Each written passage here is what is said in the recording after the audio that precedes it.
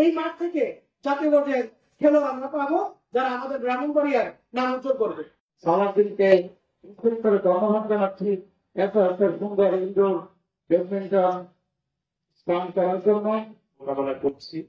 আগামীতে আমরা যদি ক্রীড়া সংস্থায় প্রতিষ্ঠিত হই, এই ইনডোর কিভাবে করা যায় ইনশাআল্লাহ পদক্ষেপ আমার মাথায় থাকবে। আপনি জানেন যে ব্রাহ্মণবাড়িয়ার শিল্প, সাহিত্য, সংস্কৃতি, ক্রীড়া সকল ক্ষেত্রে একটি ঐতিহ্যবাহী জনপদ। এবার মোহাম্মদ ইশতিয়াক ভূঁইয়াকে আমি বিনীত অনুরোধ জানাচ্ছি আমাদের এই নির্বাহী কর্মকর্তা।